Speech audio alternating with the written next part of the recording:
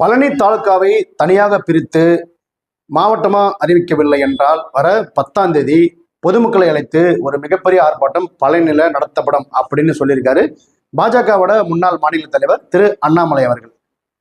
தமிழகம் மட்டுமல்லாம உலகம் முழுக்க நேற்று தைப்பூச திருவிழா வேறு விமர்சனம் நடைபெற்றுச்சு. இந்த விழாவில் பழனியில் இருக்கிற திரு ஆவின்குடி கோவில்ல காவடி எடுத்து வழிபடுறதுக்காக பழனிக்கு சென்றார் பாஜகவோட முன்னாள் மாநில தலைவர் அண்ணாமலை அவர்கள். அங்க மேல போயிட்டு அவர் சாமியெல்லாம் கும்பிட்டுட்டு கீழே வந்து நிருபர்களை சந்திச்சாரு. அப்போ நிருபர்கிட்ட அவர் கூறும்போது தான் தைப்பூசம் அப்படின்றது தமிழகத்துல ஒரு மிக முக்கியமான திருவிழா, அதுக்காக சாமி தரிசனம் செய்ய வந்தேன். அது மட்டும் இல்லாம பாஜகவோட மூத்த தலைவர் எச் ராஜா அவர்கள் மருத்துவமனையில் அனுமதிக்கப்பட்டிருக்கார். உடல்நிலை சரியில்லாம அவர் உடல்நலம் பெற வேண்டியும் இங்க வந்து சாமி தரிசனம் செஞ்சேன். இப்போ பட்ஜெட்டு அறிவிச்சிருக்காங்க நிர்மலா சீதாராமன் அவர்கள். இந்த பட்ஜெட்டு இந்தியாவுக்கு முழுமையான ஒரு பட்ஜெட்டா இருக்கு. நிறைய திட்டங்கள் இந்த பட்ஜெட்ல சொல்லப்பட்டிருக்கு.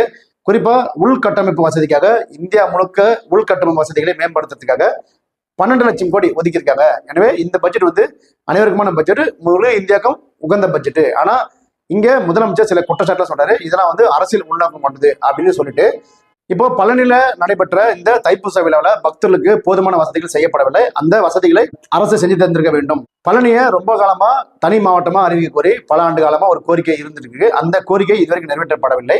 இந்த கோரிக்கை முன்னிறுத்தி பழனியை தனி மாவட்டமாக அறிவிக்க வேண்டும் அப்படின்ற கோரிக்கை முன்னிறுத்தி பிப்ரவரி மாதம் 10ஆம் தேதி கட்சி நிர்வாகிகள் மற்றும் பொதுமக்களை வைத்து ஒரு மிகப்பெரிய போராட்டம் நடக்கப்படும். அந்த போராட்டத்துல நானும் கலந்து கொள்வேன் அப்படின்னு சொல்லியிருக்காரு அண்ணாமலை அவர்கள். அது மட்டும் இல்லாம கரூர்ல சட்டவிரோதமா கல்குவாரி நடத்திட்டு வந்த செய்தி சேகரிக்க சென்ற செய்தியாளர்கள் தாக்கப்பட்ட சம்பவத்துல தாக்கப்பட்டவர்கள் மீது கடுமையான நடவடிக்கை எடுத்து முதலமைச்சர் அனைவருக்குமானவர் அப்படின்றத நிரூபிக்க வேண்டும் அப்படின்னு சொல்லியிருக்காரு பாஜகவோட முன்னாள் மாநில தலைவர் அண்ணாமலை அவர்கள்.